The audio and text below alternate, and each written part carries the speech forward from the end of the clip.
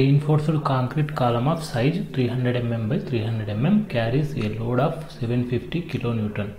The safe bearing capacity of soil is 200 kN per meter square. Design an isolated column footing with uniform thickness. Use M20 grade concrete and Fe 415 steel. ఇది question. ఈ క్వశ్చన్లో ఇచ్చిన data ఏంటంటే first కాలం నుంచి ఎంత load వస్తుంది అంటే 750 kN అనేది లోడు ఫూటింగ్ మీద, నెక్స్ట్ సాయిల్ మీద పడుతుంది. సైజ్ ఆఫ్ ది కాలం ఇచ్చారు 300 mm by 300 mm. Safe bearing capacity of the soil 200 kN per mm square ఇచ్చారు. ఇక్కడ M20 గ్రేడ్ కాంక్రీట్ ఇచ్చారు, Fe 415 గ్రేడ్ స్టీల్ ఇచ్చారు. So characteristic cube compressive strength of concrete ఎఫ్సీకి 20 N per mm square అవుతుంది. Characteristic strength of steel అంటే Fi 415 N per mm square అవుతుంది. ఇప్పుడు మనం ఫస్ట్ కనుక్కోవాల్సింది ఫూటింగ్ సైజ్ కనుక్కోవాలి. లోడు కాలం నుంచి ఎంత వస్తుందంటే 750 kN వస్తుంది. ఇది డైరెక్ట్గా ఫూటింగ్ మీద పడుతుంది. నెక్స్ట్ దాని నుంచి సాయిల్కు ట్రాన్స్ఫర్ అవుతుంది. ఇప్పుడు సాయిల్ మీద పడే టోటల్ లోడ్ ఏమవుతుందంటే కాలం నుంచి వచ్చే లోడు ప్లస్ ఫూటింగ్ లోడు. ఇక్కడ ఫూటింగ్ లోడ్ మనం సెల్ఫ్ వెయిట్ ఆఫ్ ఫూటింగ్ ఎంత అనుకుంటున్నామంటే 10% ఆఫ్ ద కాలం లోడ్ తీసుకుంటున్నాము. అంటే 750 ఇంటూ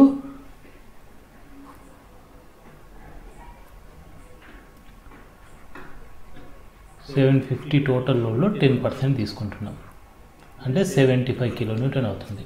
ఇప్పుడు టోటల్ లోడ్ సాయిల్ మీద ఎంత పడుతుందంటే 750 + 75 అంటే 825 kN అనేది టోటల్ లోడు సాయిల్ మీద యాక్ట్ అవుతుంది. ఇక్కడ మనకు safe bearing capacity of soil ఇచ్చారు 200 kN per mm square. Safe bearing capacity of the soil formula ఏంటంటే టోటల్ లోడు సాయిల్ మీద ఎంత పడుతుంది డివైడెడ్ బై ఫూటింగ్ ఏరియా అంటే PT/A. సో దాని నుంచి మనము SBC = PT/A అన్నప్పుడు ఏరియా ఆఫ్ ఫూటింగ్ ఏమవుతుందంటే PT/SBC అవుతుంది. దాని నుంచి మనం సబ్స్టిట్యూట్ చేస్తే area of the footing 4.125 square mm వస్తుంది, స్క్వేర్ మీటర్ వస్తుంది. Area of the footing required A = 4.125 metre square అవుతుంది. ఇప్పుడు మనకు ఇచ్చిన క్వశ్చన్లో స్క్వేర్ ఫూటింగ్ అన్నారు, isolated square footing. Isolated footing అంటే ఓన్లీ ఒక కాలమే ఆ ఫూటింగ్లో ఉంటుందన్నమాట, దాన్ని ఐసోలేటెడ్ ఫూటింగ్ అంటాం. ఐసోలేటెడ్ ఫూటింగ్ అది కూడా స్క్వేర్ క్రాస్ సెక్షన్ ఇచ్చారు.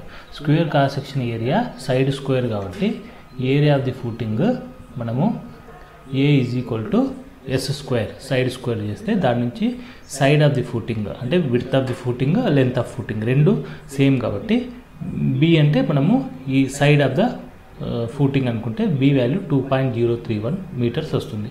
దీన్ని మనము రౌండ్ ఆఫ్ చేసుకొని 2.1 మీటర్ సైడ్గా తీసుకుంటాం అనమాట. ఇప్పుడు ఎంత ప్రొవైడెడ్ ఏరియా అవుతుందంటే 2.1 × 2.1 4.41 మీటర్ స్క్వేర్ అవుతుందన్నమాట. నెక్స్ట్ స్టెప్ మనము సాయిల్ నుంచి అప్వర్డ్ ఎంత ప్రెషర్ వస్తుంది అనేది క్యాలిక్యులేట్ చేయాలి.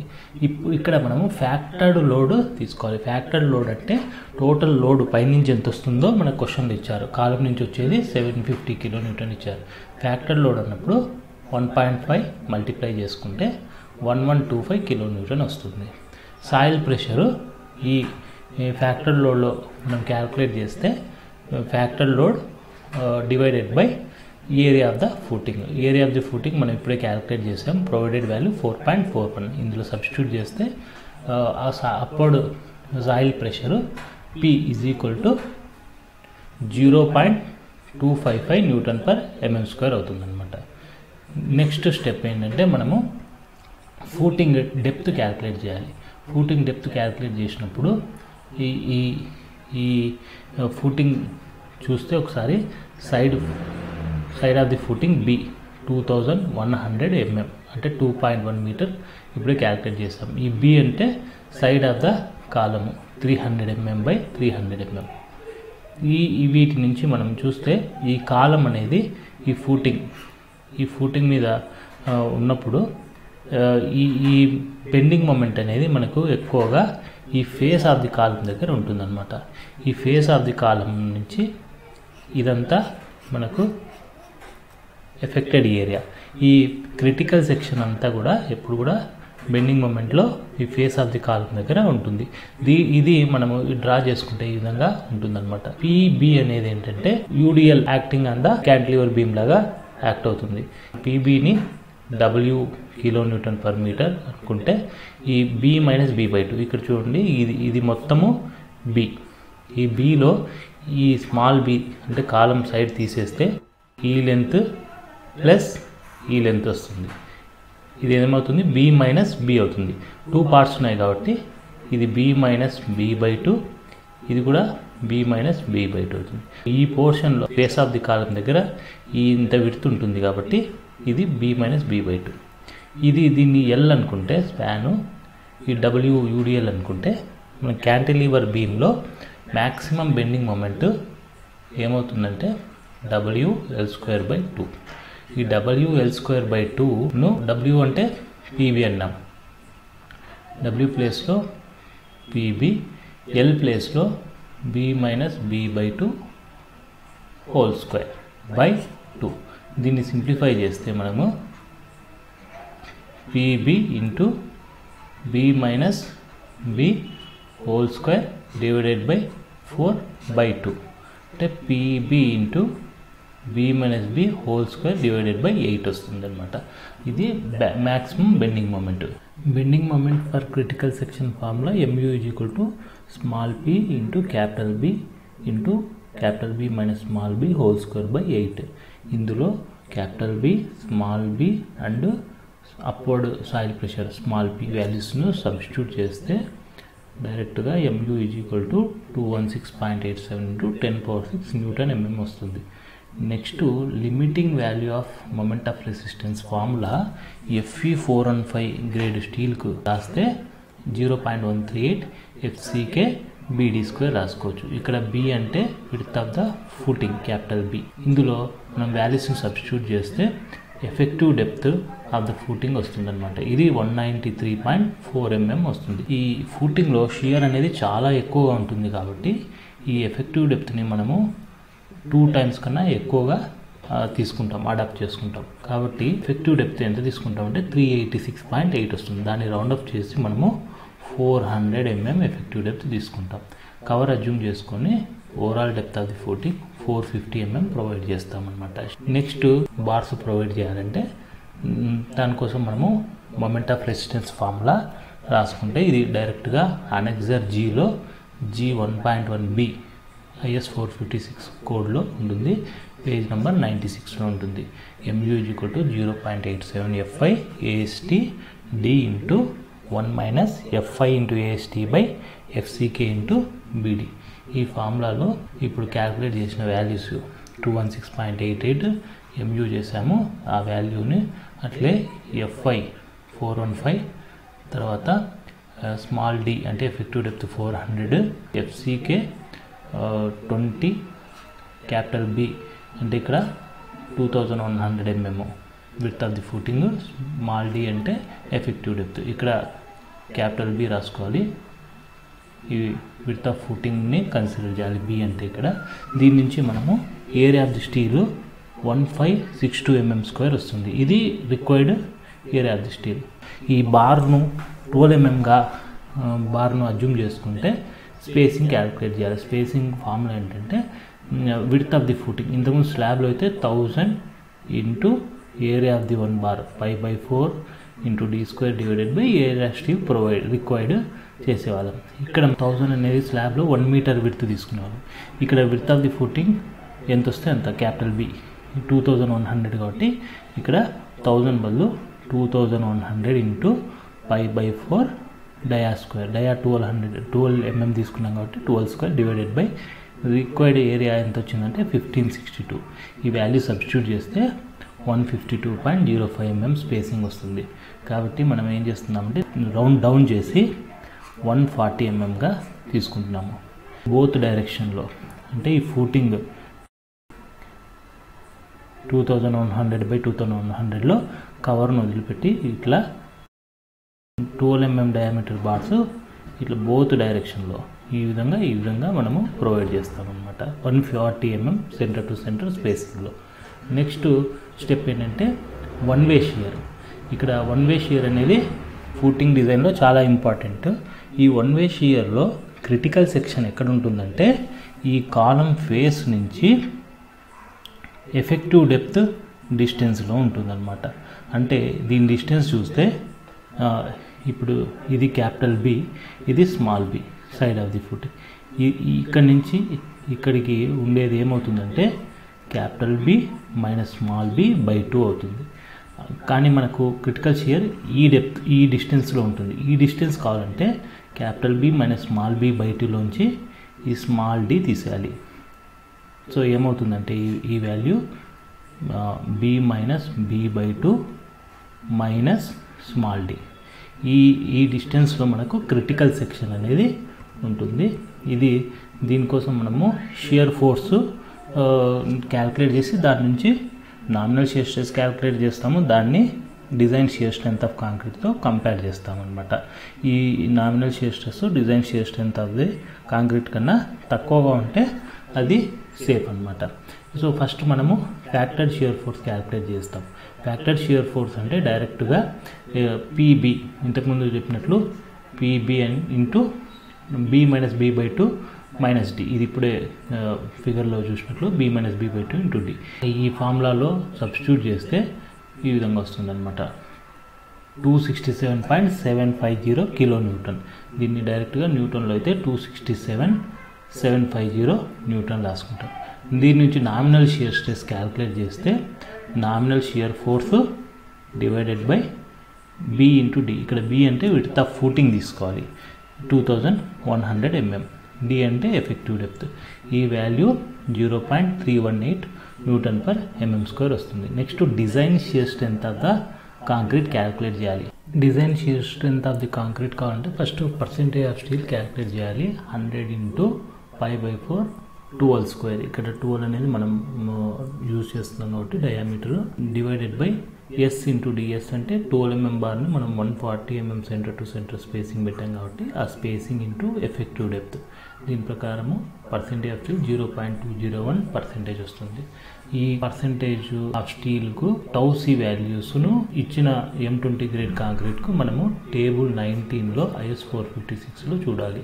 ఇది పేజ్ నెంబర్ 73లో ఉంటుంది. Percentage of steel 100 AST/SD value చూస్తే మనకు 0.201 వచ్చింది. ఈ వాల్యూ 0.15కు 0.25కు మధ్యలో ఉంది కాబట్టి ఈ 0.15 వాల్యూ టౌసీ వాల్యూ 0.28 తీసుకుంటాము. అట్లే 0.25కు 0.36 వాల్యూను ఈ టేబుల్ 19 నుంచి తీసుకుంటాం. ఇప్పుడు 0.201% ఆఫ్ స్టీల్కు టౌసీ ఎంత వస్తుందో మనము క్యాల్కులేట్ చేయాలి. టౌసీ వాల్యూ 0.28 ప్లస్ 0.36 మైనస్ 0.28 అంటే ఈ రెంటి difference divided by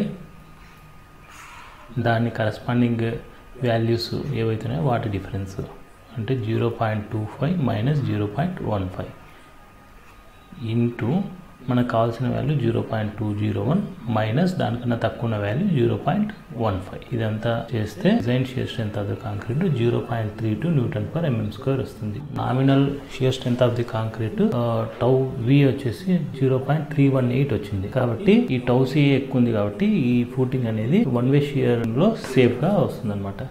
next two way shear calculate చేయాలి. టూ వే షియర్లో ఈ క్రిటికల్ సెక్షన్ ఎక్కడ ఉంటుందంటే ఈ కాలంకు చుట్టూ పెరిఫెరీ ఆఫ్ ది కాలంకు D/2 డిస్టెన్స్లో ఉంటుందన్నమాట. ఇది స్మాల్ బి అంటే సైడ్ ఆఫ్ ద కాలం అనుకుంటే ఈ side of the column all round ఎంత డిస్టెన్స్ అంటే D/2. డి అంటే ఇక్కడ ఎఫెక్టివ్ డెప్త్ బై 2. ఇటువైపు D/2 ఇటువైపు D/2. అదేవిధంగా ఇటువైపు D/2 ఇటువైపు D/2. అంటే ఈ డిస్టెన్స్ ఎంత అవుతుందంటే small B plus D/2 plus D/2 అంటే బి ప్లస్ డి అవుతుంది. అదేవిధంగా ఈ డిస్టెన్స్ ఎంత అవుతుందంటే small B plus D/2 plus D/2 ఇది కూడా బి ప్లస్ డి అవుతుంది. ఇప్పుడు perimeter of the critical section calculate చేస్తే B plus D plus B plus D B plus D plus B plus D అంటే 4 times B plus D. Perimeter of critical section 4 times B plus D అవుతుంది. ఇప్పుడు ఈ area punching షియర్ని 2-way షియర్గా treat చేస్తాము. ఈ punch పడినప్పుడు ఈ ఎంత ఎఫెక్టెడ్ ఏరియా అవుతుందంటే అది వచ్చేసి ఈ పెరిమీటర్ ఏదైతే ఉందో ఇప్పుడు క్యాల్కులేట్ చేసిన పెరిమీటర్ ఇంటూ ఎఫెక్టివ్ డెప్త్ తీసుకుంటాం. B+D అంటే మనం B అంటే డైరెక్ట్గా విడ్త్ ఆఫ్ ద కాలము 300 mm, D అంటే ఎఫెక్టివ్ డెప్త్ 400.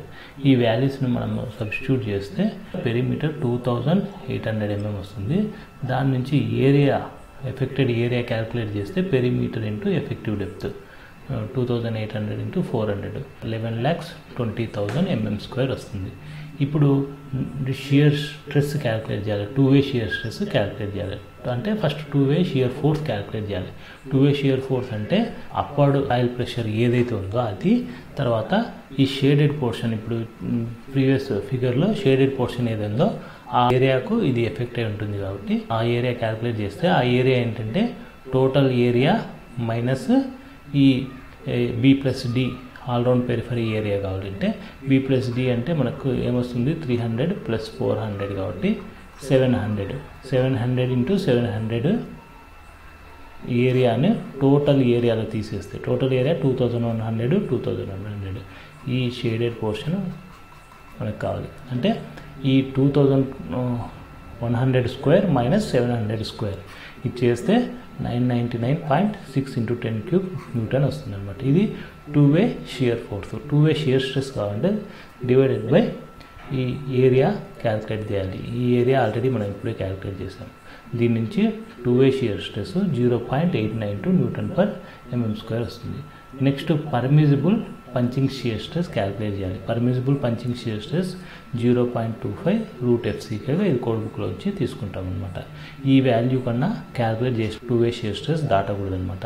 పర్మిజిబుల్ షియర్ స్ట్రెస్ అనేది డైరెక్ట్గా గ్రేడ్ ఆఫ్ కాంక్రీట్ మీద డిపెండ్ అయి ఉంటుంది. 0.25 into FCK. ఈ వాల్యూ 1.118 Nm² వచ్చింది. కాబట్టి ఈ పర్మిజిబుల్ పంచింగ్ స్ట్రెస్ కన్నా 2-way షియర్ స్ట్రెస్ అనేది తక్కువగా ఉంది కాబట్టి ఈ footing with respect to 2-way shear కూడా సేఫ్ అవుతుంది అనమాట. నెక్స్ట్ మనం చేయాల్సింది ఏంటంటే డెవలప్మెంట్ లెంత్. స్టీల్ బార్ని ఫూటింగ్లోకి అంటే కాలం నుంచి ఫూటింగ్లోకి తీసుకుని వెళ్తాము. ఎంత లెంత్ ఎక్స్ట్రా తీసుకెళ్ళాలనేది మనం ఇప్పుడు క్యాల్కులేట్ చేయాలి. డిజైన్ బాండ్ స్ట్రెస్ 1.2 తీసుకుంటాం M20 గ్రేడ్ కాంక్రీట్కు. తర్వాత 60% ఈ డిజైన్ బాండ్ స్ట్రెస్ను ఇంక్రీజ్ చేస్తాం. ఎందుకంటే మనం వాడింది Fe415 స్టీల్ కాబట్టి 60% ఇంక్రీజ్ చేయాలి. 60% అంటే 1.6తో దీన్ని మల్టిప్లై చేస్తే 1.92 Nm² అవుతుంది. ఈ డీటెయిల్స్ 60% ఇంక్రీజ్ చేయాలి ఇవన్నీ అట్లే. ఈ 1.2 ఎలా వచ్చిందంటే ఇది కోడ్ బుక్లో క్లాస్ 26.2.1.1 క్లాస్లో చూస్తే తెలుస్తుంది అనమాట. Next development length formula 0.87 Fy 5 divided by 4 into σBD.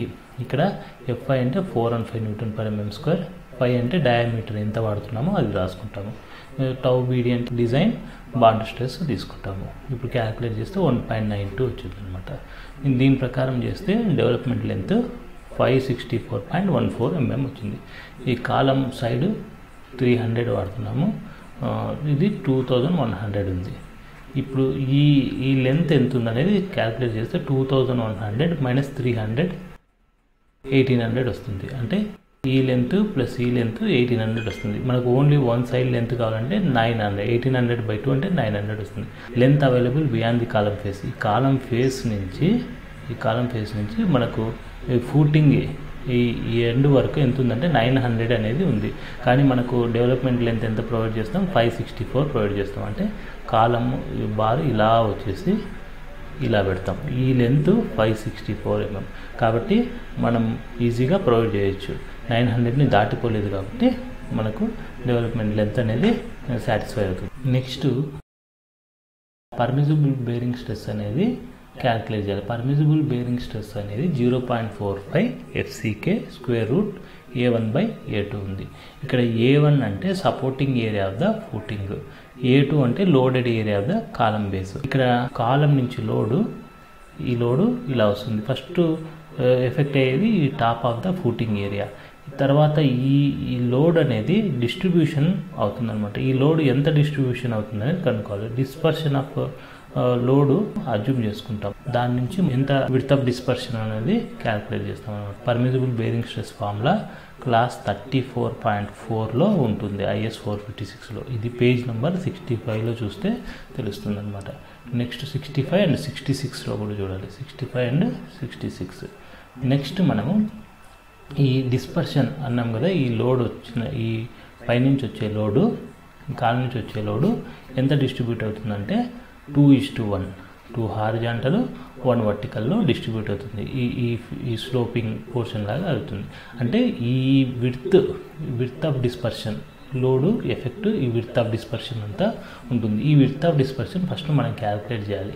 Width of dispersion calculate చేయాలంటే ఫర్ ఎగ్జాంపుల్ మనకు ఈ స్మాల్ పోర్షన్ ఎక్స్ అనుకుంటే ఈ హారిజాంటల్ ఎక్స్ డివైడెడ్ బై ఈ లెంత్ ఎంత ఉంది, ఇది వచ్చేసి 400 ఈజ్ ఈక్వల్ టు, అంటే horizontal by vertical is equal to horizontal X ఉంది, వర్టికల్ 400 ఉంది. దట్ ఈజ్ ఈక్వల్ టు ఈ స్లోప్స్ కంపేర్ చేస్తే హారిజాంటల్ అనేది 2, వర్టికల్ అనేది 1 కాబట్టి 2/1. Therefore X is equal to 2 into 400 800 అవుతుంది. ఇప్పుడు అంటే ఇది 800, అదేవిధంగా ఇది కూడా 800 ఉంటుంది. ఈ మధ్యలోది కాలము 300.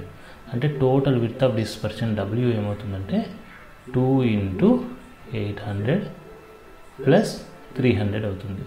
అంటే 1600 ప్లస్ 300 1900 వస్తుంది అనమాట. 900 అంటే 1.9 మీటర్స్ విడ్త్ ఆఫ్ డిస్పర్షన్ వస్తుంది. Next supporting area of the footing. Supporting area of the footing అంటే ఇప్పుడు ఈ 1.9 ఏరియా తీసుకుంటే 1.9 స్క్వేర్ అవుతుంది, స్క్వేర్ ఏరియా కాబట్టి 1.9 స్క్వేర్ అయితే 3.61 మీటర్ స్క్వేర్ అవుతుంది.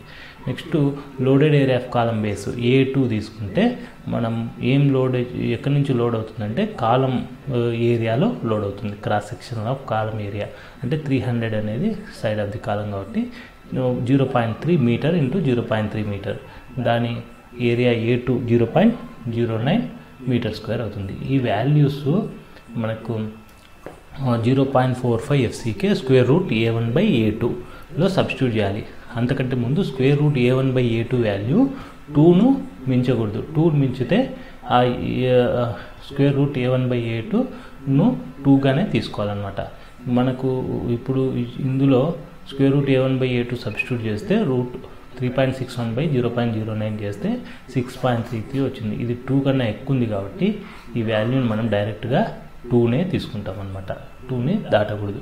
ఇప్పుడు ఈ వాల్యూస్ని మనం పర్మిసిబుల్ బేరింగ్ స్ట్రెస్లో సబ్స్టిట్యూట్ చేస్తే 0.45 FCK value 20 into square root A1/A2 2ని మించింది కాబట్టి 2నే తీసుకుంటాం కాబట్టి 2. ఇది చేస్తే మనకు 18 Nm/mm² వస్తుంది అనమాట. యాక్చువల్ బేరింగ్ ప్రెషర్ ఎంత ఉందనేది క్యాలిక్యులేట్ చేస్తే factored load divided by column area, ఇది చేస్తే 1125 into 10³ divided by 300 square 12.5 Nm/mm² వస్తుంది. ఈ వాల్యూ 18 కన్నా తక్కువనే ఉంది కాబట్టి బేరింగ్లో కూడా ఈ ఫూటింగ్ అనేది సేఫ్ అవుతుంది అనమాట. నెక్స్ట్ రీఇన్ఫోర్స్మెంట్ డీటెయిల్స్ చూస్తే 2100 అనేది విడ్త్ ఆఫ్ ఫూటింగ్, ఇది వచ్చేసి కాలము, ఈ బార్ అనేది లాంగిట్యూడినల్ బారు, ఈ కాలం బారు ఇలా వచ్చేసి ఇలా ఫూటింగ్లోకి వస్తుందన్నమాట. అది ప్లాన్లో ఈ విధంగా చూడండి. ఈ లెంత్ ఎంత ఉంటుందంటే 564 mm ఉంటుంది, మనం క్యాల్కులేట్ చేసాము. అట్లే ఇక్కడ చూడండి ఈ స్ట్రెయిట్ లైను అనేది ఈ బార్స్, ఈ స్ట్రెయిట్ లైన్ ఉండే బార్స్, అట్లే ఈ డాటెడ్ లైన్స్ అనేవి ఈ బార్స్. ఇవి బోత్ ఫేసెస్లో 12 mm bars at 140 mm centre to centre reinforcement క్యాల్కులేషన్లో వచ్చిన వాల్యూస్ ఇవి అనమాట. బోత్ డైరెక్షన్లో ప్రొవైడ్ చేశాము.